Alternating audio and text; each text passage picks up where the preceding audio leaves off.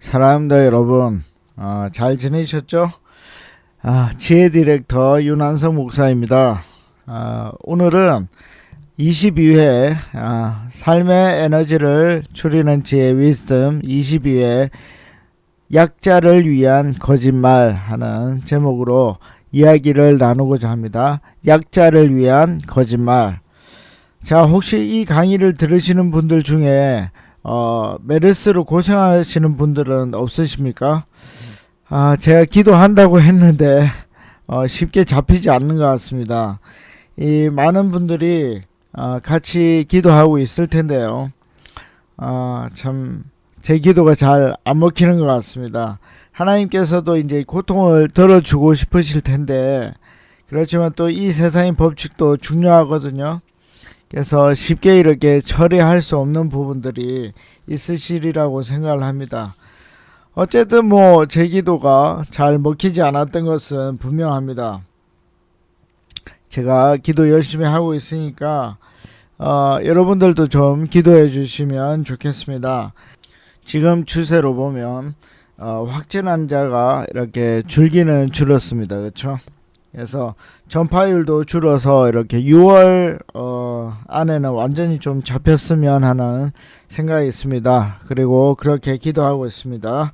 자, 여러분들도 기도해 주시면 감사하겠습니다. 자, 우리는 이번 주를 지내면서 거짓말의 결과를 아주 잘 관찰할 수 있게 되었습니다. 좋은 자료들이 있었는데요. 메르스 때문입니다.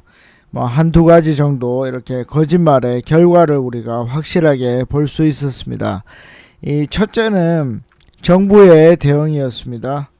그리고 두 번째는 일원동에 있는 강남 삼성병원의 대응이었습니다. 이 두 케이스를 보면서 이 거짓말의 형태와 결과에 대해서 우리가 잘 관찰할 수 있었습니다. 자, 정부의 거짓말이라기보다 우리 정부의 한 일의 핵심은 뭡니까? 정보의 독점이었습니다. 정보가 독점되었다는 것은 어떤 의미죠? 비밀주의라는 뜻입니다. 비밀을 가지고 있다는 뜻인 거죠. 이 비밀이 있다는 것은 소극적인 거짓말을 뜻하는 것입니다. 이 박원순 시장을 비롯한 여러 단체장들이 들고 일어난 이유도 정부가 이렇게 정보를 독점했기 때문입니다. 그것에 이제 반발한 거죠. 그리고 그 지역의 안전을 이 지방 단체장들이 챙길 수 없었기 때문에 그런 행동을 한 거라 생각을 합니다. 그러니까 엄밀히 얘기를 하면 정부는 별로 거짓말 한 게 없습니다. 없죠. 말을 안 한 거죠. 이제 제한적으로 또 말을 했다고도 할 수 있습니다. 여러분, 제가 지금 정부가 거짓말 안 했다고 말하는 거죠. 안 했다고 말하는 겁니다. 자, 그런데 앞에서 또 이제 말씀드렸듯이 이 정보를 독점한다는 것은 사실은 이제 소극적인 거짓말을 했다는 것과 같다는 것입니다.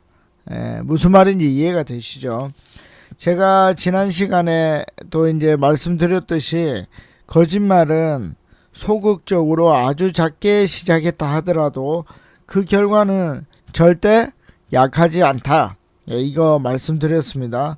아무리 작은 거짓말이라고 해도 그 결과는 절대 작지 않습니다. 이것이 거짓의 속성입니다. 이제 결과적으로 정부는 초기 대응에 실패했거든요. 병원을 공개하지 않으면서 환자들은 이 분별할 수 없는 상황 속에서 이 큰 병원에 갔습니다. 몸이 아프니까요. 그리고 작은 병원들은 이 치료를 못하니까 그래서 이제 아주 다양한 그런 큰 병원들을 돌아다니게 된 것입니다. 그 과정에서 환자들과 함께 있던 환자 보호자들까지도 이 감염되게 된 것입니다. 이 환자가 많아졌다는 것은 많은 변수가 생겼다는 말과 같은 겁니다. 그렇죠? 메르스의 이런 이동 경로가 파악되기 아주 어렵게 돼버렸다는 뜻입니다. 그러니까 정부가 전염병에 대해서 이렇게 통제가 불가능하게 된 거라 마찬가지입니다.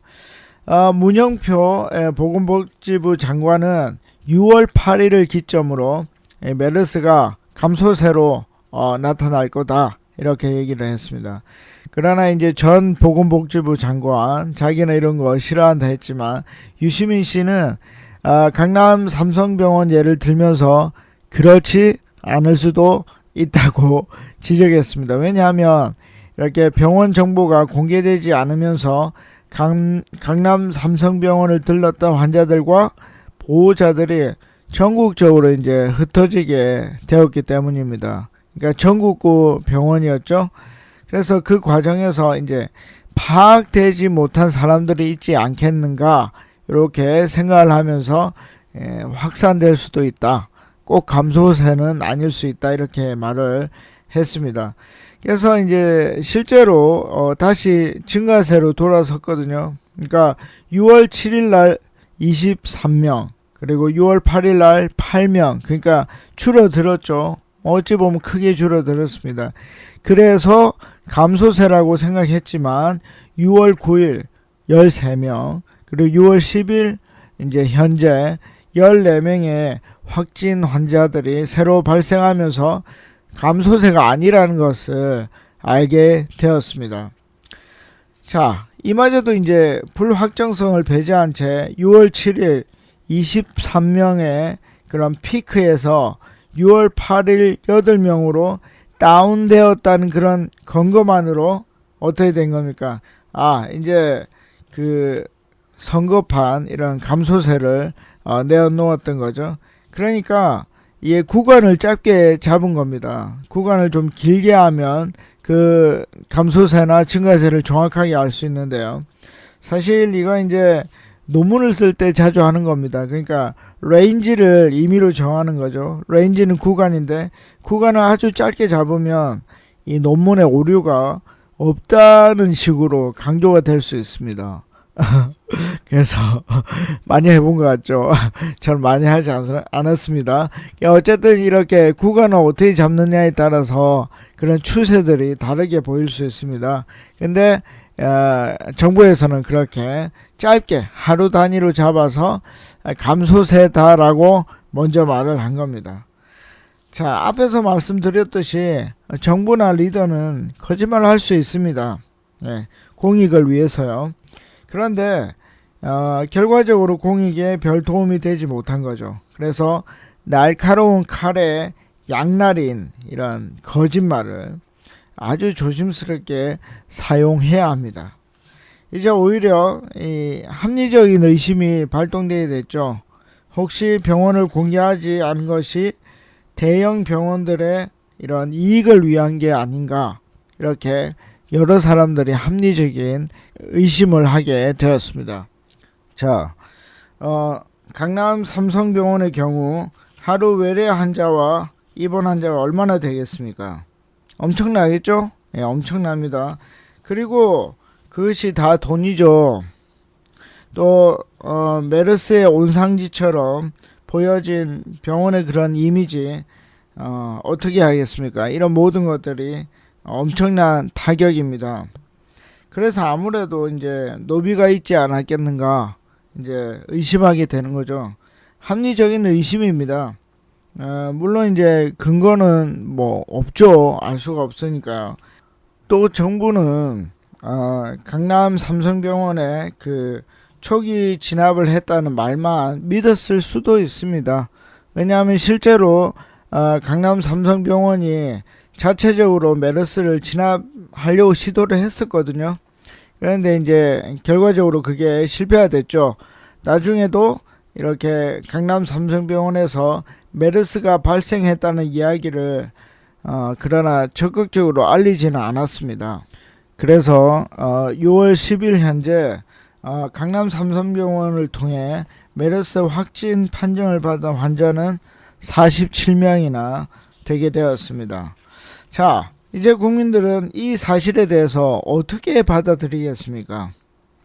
정부의 소극적인 거짓말, 정보 독점, 이거에 대해서 어떤 반응을 보이겠습니까? 이제부터 국민들의 반응에 대한 모든 책임은 정부 쪽에서 감당해야 하는 것입니다. 어쩔 수 없는 거죠.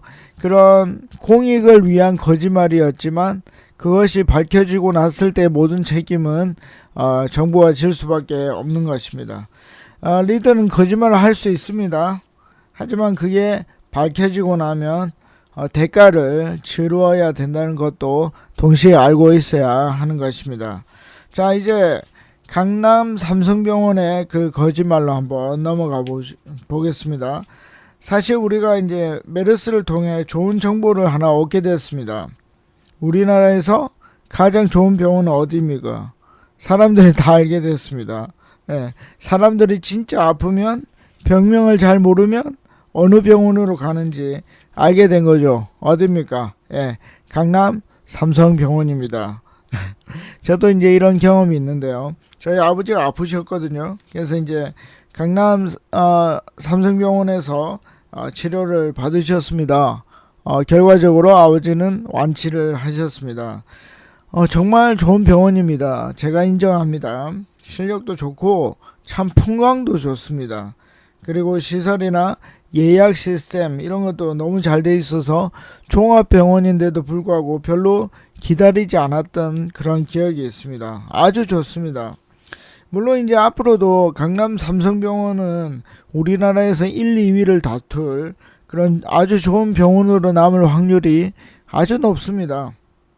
그러나 그들은 거짓말을 했고 이 국민들은 강남 삼성병원이 거짓말을 했다는 것을 기억하게 될 것입니다. 1차적인 신뢰의 관계가 깨진 것이죠. 예, 아마도 이것을 이제 만회하기 위해서는 아주 오랜 시간과 또 노력이 필요할 것이라고 생각을 합니다. 예, 엄청난 에너지가 소모되겠죠. 예, 이것이 바로 거짓말의 무서움입니다. 마치 거짓말이 위급 상황에서 가장 경제적이고 효과적인 방법인 것처럼 보이지만 실제로 거짓말의 끝은 막대한 에너지를 소모하는 쪽으로 결론이 날 확률이 아주 높습니다. 사실 그렇게 결론 납니다라고 말하고 싶습니다. 그러나 100%는 없는 거죠. 예. 자, 여러분, 강남 삼성병원 사람들, 여기에 있는 사람들 얼마나 똑똑하겠습니까? 여러분, 서울에서 의사하는 것만 해도 굉장히 어려운 일입니다. 그런데다가 강남 삼성병원에서 의사하려면 도대체 얼마나 똑똑하겠습니까? 아마 평생 진짜 공부를 잘했을 겁니다. 공부만 잘한다고 되는 것도 아니겠죠. 정말 이제 지혜롭고 똑똑한 사람입니다. 그리고 강남 삼성병원의 법무팀은 어떨까요? 예, 이 사람들도 엄청나게 똑똑하겠죠. 예, 그런데 이 똑똑한 사람들이 어떤 대안을 택한 것입니까? 예, 거짓말이라는 대안을 택한 겁니다. 왜 지금 제가 이렇게 막 열을 내면서 말씀드리는지 아십니까? 자, 사탄이라는 악의 존재가 이 세상을 얼마나, 이 세상의 구조를 얼마나 혼탁하게 만들었는지를 여러분들이 아셔야 한다는 것입니다.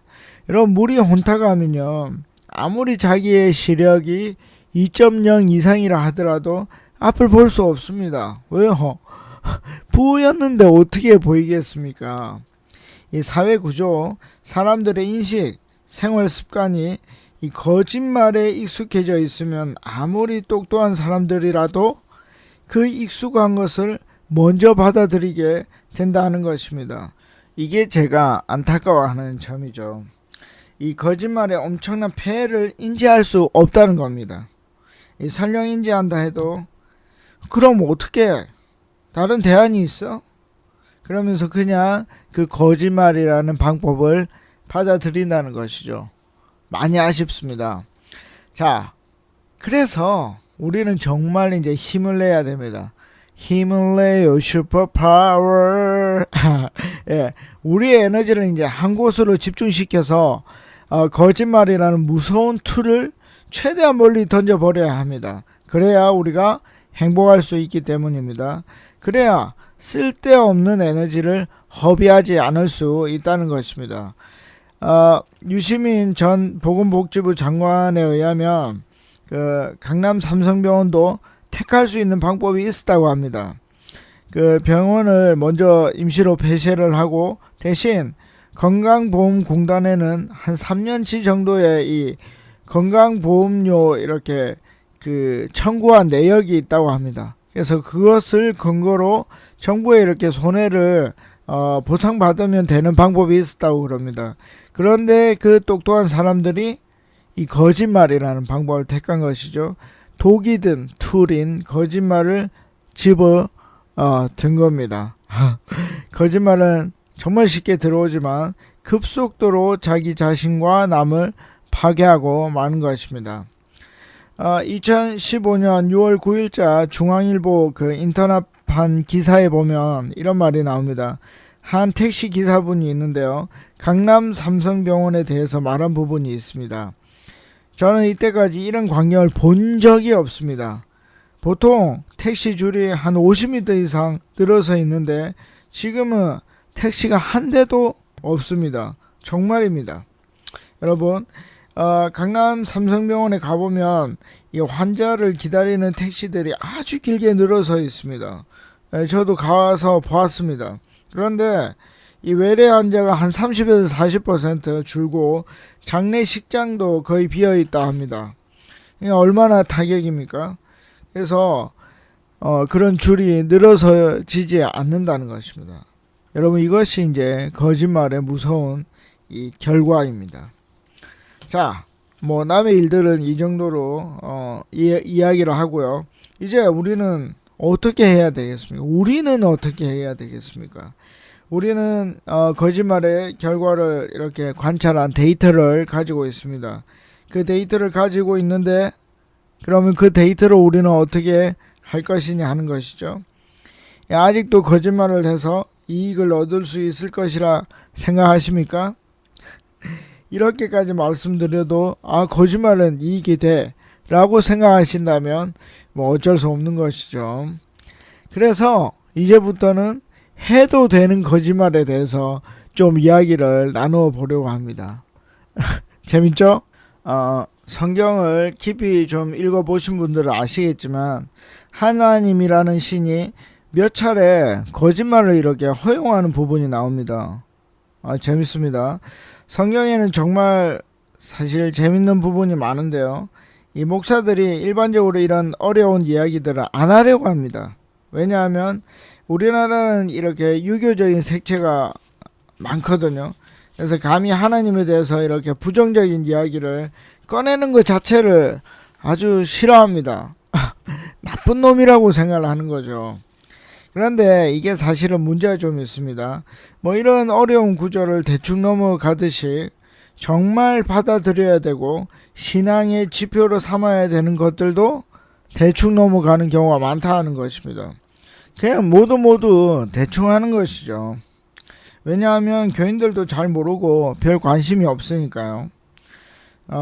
지금 제가 목사도 까고 교인들도 까고 있는 겁니다. 아시죠? 예. 혹 이제 제 말에 열받아서 목사보다 더 많이 이렇게 성경을 아는 교인들이 많이 일어났으면 좋겠습니다. 뭐 비기독교인들도 마찬가지고요. 그냥 안티가 아니고 정말 놀라운 실력을 가지고 기독교를 비판하는 사람들이 나왔으면 좋겠습니다. 많이 나왔으면 좋겠습니다. 그래 교인들이 긴장하죠. 목사도 긴장하고요.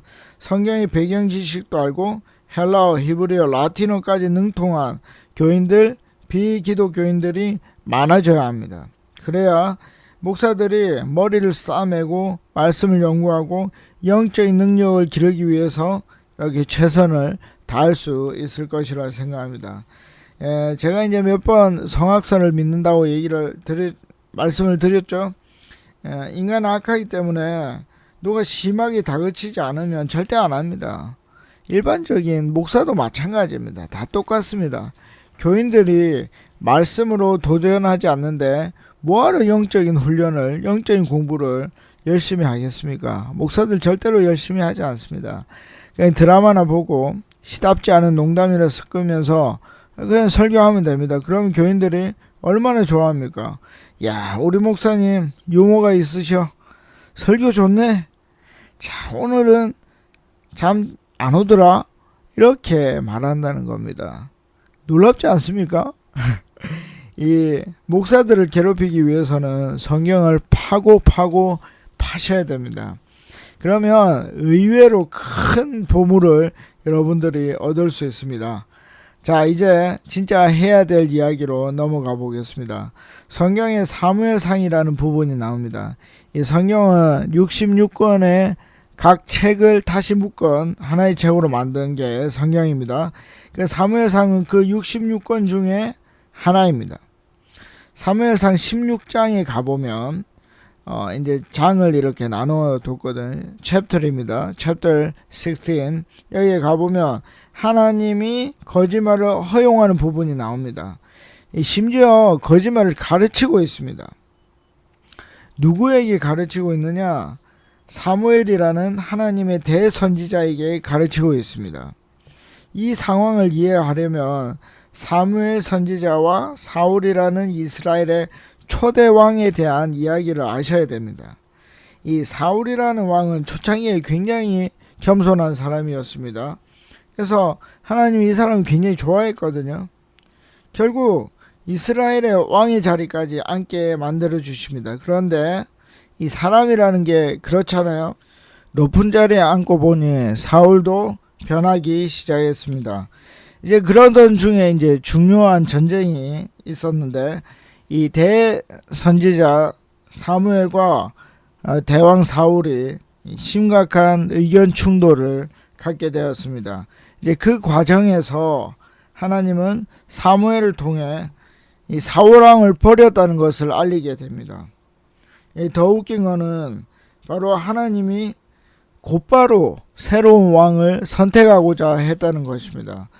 그 새 왕이 이제 바로 교회를 이제 다니지 않은 분들도 아시는데 이 다윗이라는 사람이었습니다.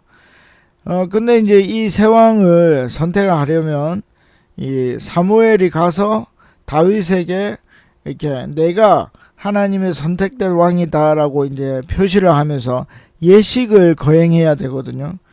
그러면 이 예식을 거행할 수 있도록 사울 왕이 가만히 있겠습니까? 여러분 절대 그럴 리 없죠. 예, 왜냐하면 사울은 이 대왕의 체면도 다 던져버리고 사무엘의 다리를 잡고 가지 말라고 애원했던 적도 있었기 때문입니다. 왕이 그렇게까지 했는데도 이 사무엘은 그걸 다 뿌리쳐버리고 가버렸거든요. 여러분들이 이렇게 사울왕이라면 사무엘을 어떻게 했겠습니까? 예, 죽여버리고 싶었겠죠. 예, 근데 이제 백성들이 보고 있으니까 죽이지는 못해도 뭐 하여튼 큰 타격을 주고 싶어서 최선의 최선을 다했을 것입니다. 그러니 사울왕 입장에서는 사무엘 선지자의 이런 일거수일투족을 다 이제 감시할 수밖에 없는 것입니다. 이제 스파이들이 모든 것을 관찰하고 이제 보고했겠죠. 조금이라도 이상하면 가서 이제 조치를 취하려고 그랬습니다. 이런 상황에서 하나님이 굳이 사무엘에게 이 무리한 요구를 하는 겁니다. 내가 가서 다윗에게 기름을 부어 주어라, 이렇게 말을 했습니다. 그랬더니 사무엘이 이렇게 말하는 겁니다. 하나님, 명분이 없습니다. 명분이 없기는 뭐가 없습니까? 그렇죠? 네, 명분이 있습니다. 뭡니까? 새 왕을 세운다는 거죠. 뭐 이거보다 더 큰 명분이 어디 있습니까? 근데 이 대선지자 사무엘도 뭡니까? 일시적으로 무서웠던 거죠. 예, 목숨이 없어지면 어떡하나 무서웠던 겁니다. 사람이니까 당연히 그럴 수 있습니다. 목숨을 위협받아서 무서웠습니다. 그런 사무엘에게 하나님은 어떻게 했을까요? 야, 자식, 대선지자라고 하더니 뭐 아무것도 아니네. 하기 싫으면 간도. 내가 다른 선지자 시키면 되잖아. 다른 사람 시킬 거야. 이렇게 했을까요?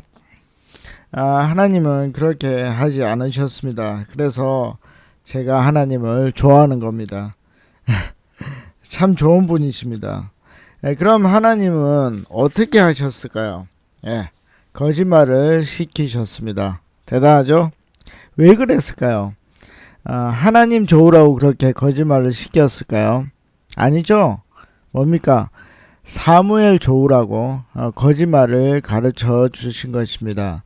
하나님은 지금 사무엘이라는 인간의 그런 연약함을 인정해 주고 있는 것입니다. 그래서 제사하러 간다 그래. 그럼 무슨 문제가 있겠냐?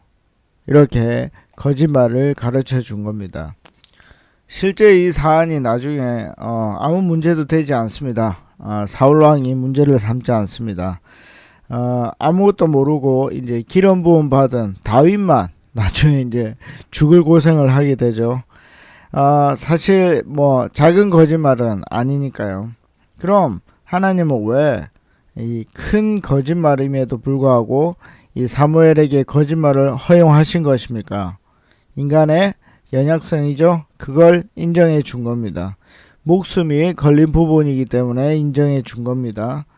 자, 베드로라는 예수님의 제자가 있었습니다. 나중에 이제 로마 가톨릭에서 첫 번째 교황이라고 불리울 만큼 놀라운 제자였습니다. 큰 사람이죠. 또 그리고 큰 사람이어야만 합니다. 그런데 이 베드로가 정말 참으로 부끄러운 말을 했습니다. 거짓말이죠. 너 예수 알지? 너 예수랑 같이 다녔지? 무슨 그런 말도 안 되는 소리를 하십니까? 그 사람이 도대체 누구예요? 몰라요. 그런 소리 자체를 하지 마세요. 선생님을 버린 겁니다. 베드로의 그 참 인생을 찾아준 은인 스승을 제 목숨 구한다고 헌신자처럼 이렇게 버린 것입니다. 그럼 하나님께서 이 거짓말에 대해서 베드로에게 보응하셨을까요? 원수를 갚으셨을까요? 벌을 내렸을까요? 아무 벌도 내리지 않았습니다. 작은 거짓말이라서 그랬습니까? 아닙니다. 인간의 약함을 인정해 주신 것입니다. 하나님은 위급 상황에서 이렇게 인간에게 거짓말을 허용하십니다. 뭐 인간 자신이 이제 판단할 부분이지만 살기 위해서 하는 거짓말 할 수 있다고 인정해 주십니다. 하나님은 그에게 아무 책임도 묻지 않으십니다. 심지어 그런 상황에서 기도하면 하나님은 거짓말을 가르쳐 주실 것입니다. 그래서 제가 하나님을 좋아하는 겁니다. 자기 자신에게는 철두철미하면서도 상대에게는 굉장히 관대하시기 때문입니다. 그런데 여기서 또 이제 중요한 것이 있습니다. 이런 그런 위급한 상황에 하는 거짓말도 습관이 되면 안 된다 하는 것입니다. 뭐 아주 위급한 상황이 100번 발생할 수 있습니다. 그래서 100번 거짓말을 할 수 있거든요. 그러나 그것이 습관이 되면 안 된다는 것입니다. 그럼 그게 100번이나 하는데 그게 습관인지 아닌지 어떻게 합니까? 다 알 수 있죠. 사실 다 알 수 있습니다. 습관의 특징이 뭡니까? 자기가 했는지 안 했는지 모르는 게 사실 습관입니다. 그렇죠? 다리를 떠는 습관 뭐죠? 자기 잘 모릅니다. 그죠? 그게 습관입니다. 100번을 해도 항상 고민하고 어쩔 수 없이 선택한다면 그거는 습관적인 거짓말이 아닐 확률이 굉장히 높습니다.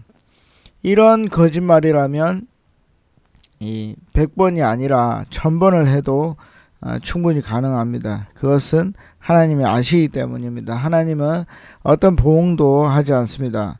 그러나 만약 옳지 않은 거짓말을 단 한 번이라도 한다면 하나님 반드시 기억하시고 하나님이 특별히 그 일에 대해서 벌을 내리실 것입니다. 이게 이제 잠언이 지혜서가 말하고 있는 거짓말에 대한 이야기입니다. 자, 다음은 이제 우리가 윈스턴 처칠에 대한 이야기를 하려고 합니다. 이 사람이 아주 놀라운 거짓말로 연설을 했거든요. 1940년 5월 19일 처칠은 BBC 라디오 연설을 합니다. 그때 전쟁 상황은 굉장히 안 좋았습니다. 이 독일군이 프랑스를 뚫었습니다. 그리고 네덜란드를 굴복시켰죠. 이제 남은 것은 영국이었습니다. 그때 처칠은 명연설을 합니다. 거짓말로 명연설을 하죠. 모든 것이 거짓말은 아니었습니다. 그렇지만 요즘같이 이제 실시간으로 SNS가 이렇게 작동하는 시기였으면 절대 할 수 없는 그런 멋진 거짓 연설을 하게 됩니다. 아마 요즘 같았으면 절대 먹히지 않을 그런 거짓 연설이었습니다. 그러나 그 당시에는 아주 멋지게 먹혔습니다. 우리는 정복해야 합니다. 우리는 정복하고 말 것입니다. 라는 유명한 연설을 하게 됩니다. 이게 이제 영어로 보면 사실 더 좋은데요. 왜냐하면 must와 shall이 절묘하게 나타나거든요. 그러니까 we must concur, 그 다음에 we shall concur.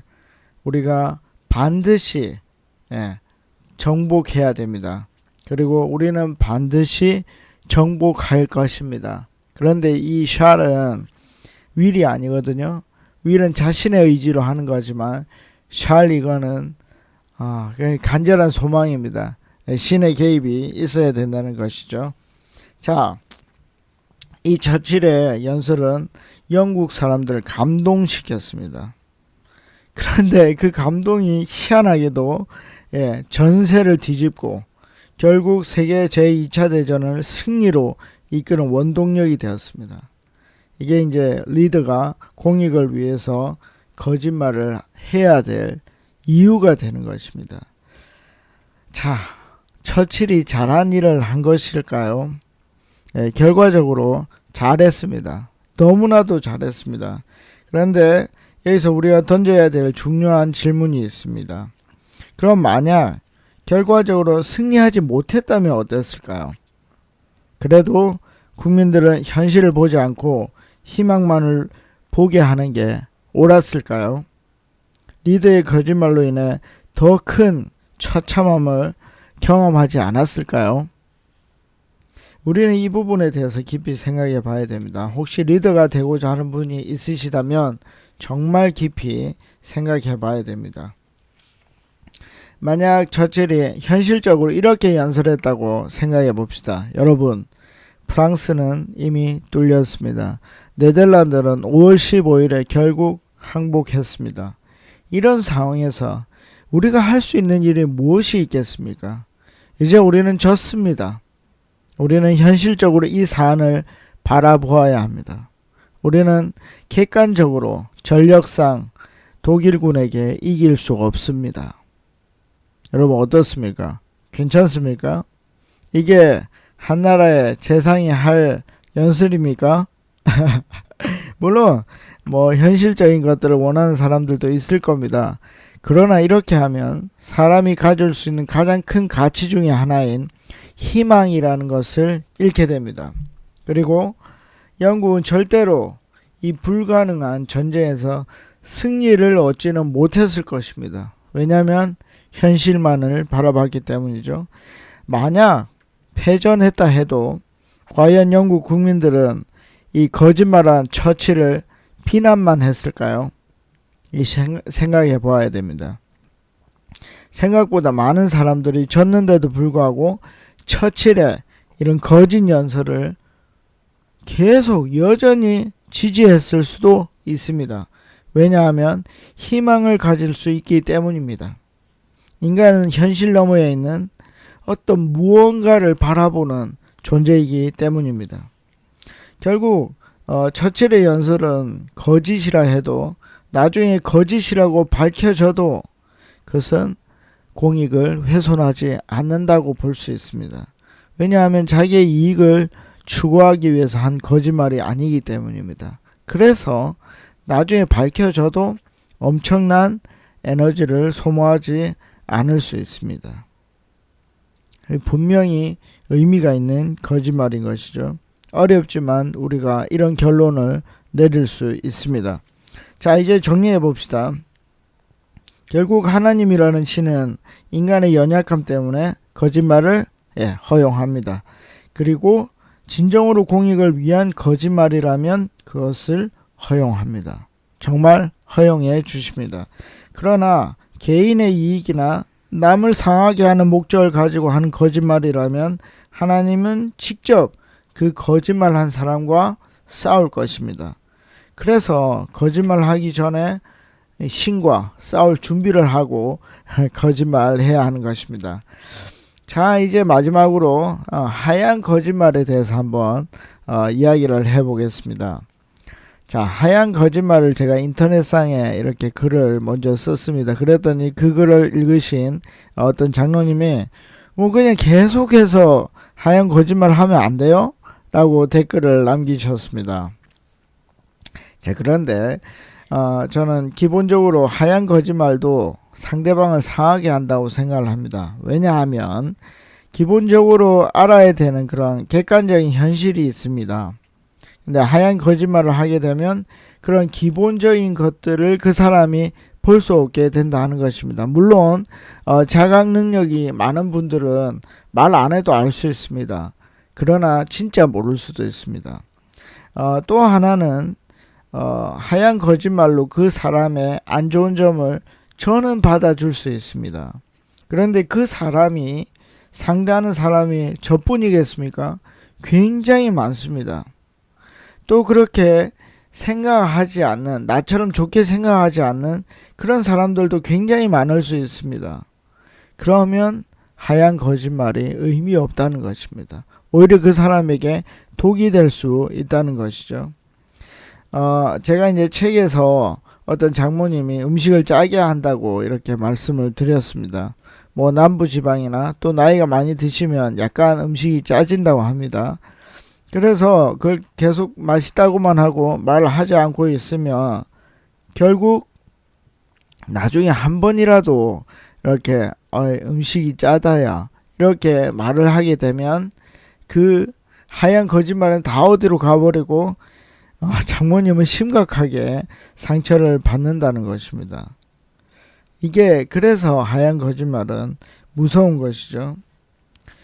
여러분, 제가 이제 동의할 수 있는 하얀 거짓말은 끝까지 하는 하얀 거짓말입니다. 그럼 저는 어느 정도 동의할 수 있습니다. 그러나 한 번이라도 무의식적으로 짜다는 말이 한 번이라도 나오게 되면 앞에 했던 모든 말은 다 거짓말이 되고 맙니다. 그래서 오히려 더 많은 에너지를 들여서 앞에 관계를 만들어 가야 될지도 모릅니다. 그래서 하얀 거짓말은 정말 끝까지 안 할 자신이 있으면 계속 하시고 그런 게 아니라면 처음부터 관계가 유지될 수 있을 만한 좋은 방법으로 정직을 말하는 게 좋다고 생각합니다. 물론 쉽지는 않은 문제입니다. 왜냐하면 처음에 상처를 받기 때문입니다. 자, 제 책에 보면 미국 버지니아 대학의 드폴러 교수가 한 이 하얀 거짓말에 대한 연구 결과가 나옵니다. 이 드폴러 교수는 자기 연구에서 하얀 거짓말이 관계를 증진시킨다고 얘기를 합니다. 그런데 이 연구의 결정적인 문제가 하나 있습니다. 그게 뭐냐면 이 연구 기간이 굉장히 짧다는 것입니다. 연구 기간이 일주일밖에 되지 않습니다. 여러분, 일주일 동안은요, 이 하얀 거짓말이 관계를 정말로 증진시킬 수 있습니다. 오늘 너무 예쁜데? 살이 없어. 다이어트 너무 열심히 하는 거 아니야? 뭐 사람이면 그런 실수할 수 있지 않나? 너 노래 잘한다 야. 이렇게 하는 겁니다. 그런데 일주일은 이 하얀 거짓말이 그 사람을 참 좋게 만들고 관계를 좋게 만듭니다. 하지만 기간을 연장해 볼까요? 1개월, 1년. 자, 부부가 17년을 같이 살았다고 해봅시다. 아이, 나 예쁘다며. 결혼할 때 나 예쁘다고 그랬잖아. 그래 놓고 왜 이제 와서 이래? 괜찮다며. 그럼 그때는 거짓말이었어? 어디서 많이 들어보던 얘기 아닙니까? 여러분, 굉장히 큰 상처가 됩니다. 기간이 늘어나면 절대 하얀 거짓말은 관계 증진에 도움이 되지 않습니다. 심각한 신뢰관계에 파괴를 일으킬 수 있습니다. 여러분 한번 테스트 해보시면 됩니다. 제 말이 맞는지 틀리는지. 여러분 거짓말, 하얀 거짓말 하지 않는 게 좋습니다. 왜냐하면 거짓말이라는 것 자체가 처음 도입될 때, 지난 시간에 기원에 대해서 보셨죠? 예, 도입될 때부터 너무 안 좋기 때문입니다. 굉장히 파괴적으로 도입되어 있기 때문에 하얀 거짓말도 하지 않는 게 좋습니다. 자, 이번 주 미션은 좀 다릅니다. 다음 주에 이제 우리가 정직에 대해서 이야기를 할 거거든요. 그래서 주위에서 정직한 사람이 잘 사는지 한번 살펴보십시오. 제가 이때까지는 거짓말하는 사람은 잘 못 산다고 말했잖아요. 근데 그럼 도대체 이런 안 좋은 사회 구조 속에서 정직하게 해가지고 잘된 사람이 있는지 한번 보십시오. 이게 미션입니다. 자, 다음 주에는 정직하게 사는 것이 얼마나 어려운가에 대해서, 또 그게 무슨 의미가 있는지에 대해서 한번 깊이 이야기를 다뤄보고자 합니다. 자, 메르스가 있습니다. 건강하시고 또 조심하시고 그래도 즐겁게 사십시오. 또 운동도 하시고 평안하십시오. 안녕히 계십시오. 파워.